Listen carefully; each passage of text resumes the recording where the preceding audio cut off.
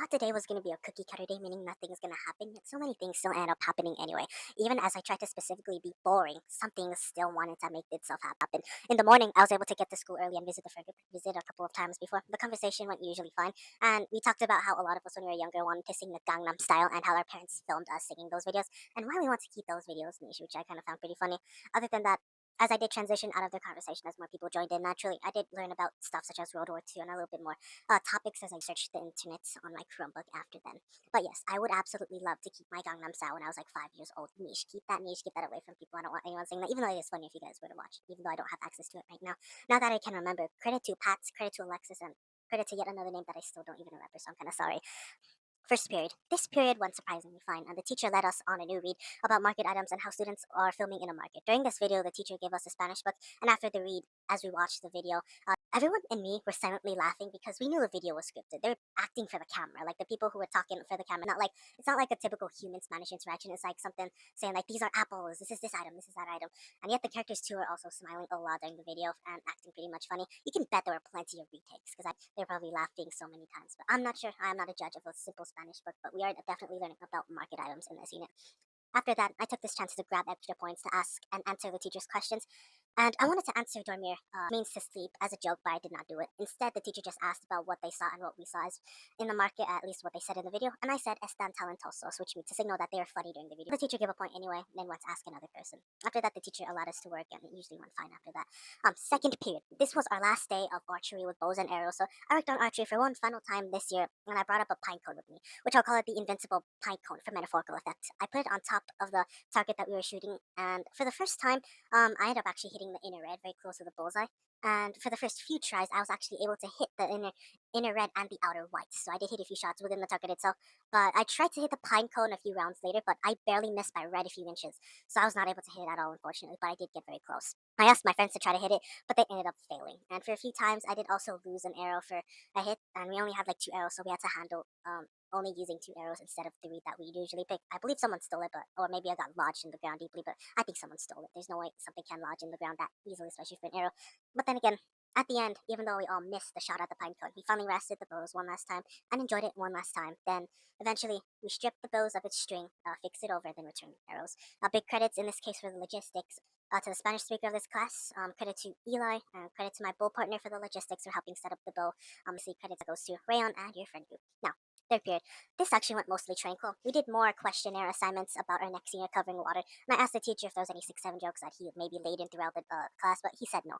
Of course, the typical drama between Caleb and two other girls in my class kept happening here and there, but about whether they were using AI to cheat on a quiz or not that just passed like 2 days ago. Other than that drama that I did find funny, it went fine. I did a quick homework assignment and then I eventually finished it right on time. Now, for fourth period, we learned about World War II in Germany's regime and how it managed to take over France, and how the secret U.S. is secretly loopholing the Neutrality Acts to send support toward Britain.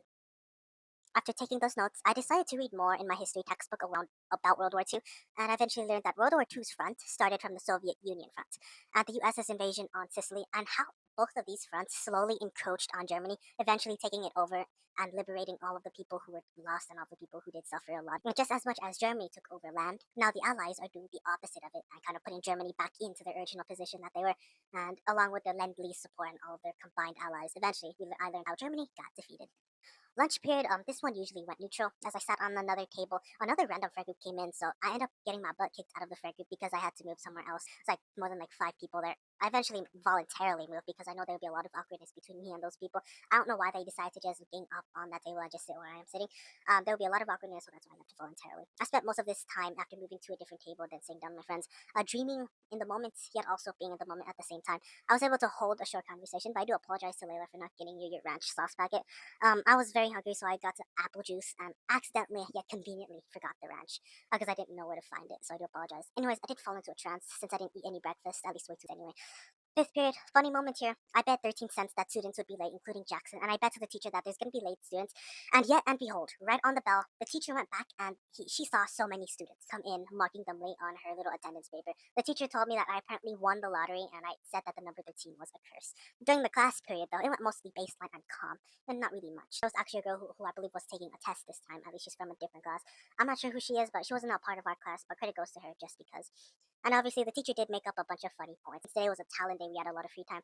There's only like 3 students who were actually looking to turn in stuff, but the teacher said there's like 8 students who have Fs. I didn't have any missing assignments, so I decided to learn more about World War II online. I learned how many people who posed as diplomats actually freed many Jews while on these camps, and how in Nazi-controlled territories they were able to enter them with extreme confidence, meaning they used what looked like real documents and combined with commanding tone to scare German soldiers into giving up many of the rounded up Jews. Some even drove side by side to many death marches just to hand fake documents and threatened that if German soldiers do not release them, that they're going to face prosecution after the war. And the sovereignties of Jews who were Sephardic or of this country's descent, at least according to these fake diplomats, at least citing a 1924 old Spanish law. That means they themselves were diplomats, but they had extreme confidence. They had a lot of confidence in the German language. They used these personality traits even within enemy Nazi lines and these forged documents to have free others who would have been taken out of this world. Sixth period, we continued on math on subtracting complex numbers, and it went straight to a thorough explanation. This is especially that this is a substitute teacher, so he taught a mini lesson here since the teacher was absent. I worked on a math assignment, and the biggest problem that I saw is that even though I was able to finish up that math assignment, I saw with my friends that during the free time, one of them jokingly said, quote unquote, I'm gonna R word the other friend, quote unquote. And then that same boy said about his character addiction to Melanie that he's apparently gonna do something bad to her, even though I don't remember. My friend does have like a Roblox addiction to someone named Melanie, which I personally find quite disgusting. I'm like in my mind surprised in how, well, how would they say this to each other in class like publicly, especially when like other people are listening. A girl or boy who would hear this would literally get or surprised. And what gives him the audacity to say that anyway? Anyways, good news is that I did finish the assignment, but for a few minutes I thought there was another additional assignment that I had to turn in. But after those few minutes, I did realize that was a past assignment that I've already done. So eventually, I turned up my disappointment. Past dismissal, I visited my Spanish class to stay for a little bit after, and I talked to my teacher about using the verb haber plus past participle, or just using simple preterite ending to describe past actions in Spanish. He mentioned to me how he still uses it this time here and there, but he primarily uses preterite and present tense more often.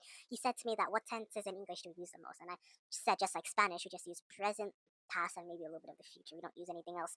A little time after, I did decide to visit my local county library to see if my friend, from a different school is there. They were not here today, so as much as I wanted to talk with other people, I just decided to make a little note saying, believe in yourself, there's only one of you, as a part of like a poster thing that's being done by the library. Instead, I wanted to talk with other people, but I decided not to and just spend that energy on doing other things. Then I asked if they're going to finish construction on an outside venue, and they said right before summer, so I might visit it later on. So maybe I might meet with someone important in my life, maybe once that the outside venue ends up opening. I don't know yet, but I'm just going to leave it like that. But I do hope to visit that place sometime. And obviously, big credits between zero period to first period. Credit to one of the modified kids that end up hugging me. I definitely appreciate that a lot. Credit to you if you're watching this in the far future. I believe your name was Tagson, something like that. I'm really not sure, but I'll remember you. Thanks for giving me the hug. Bye bye.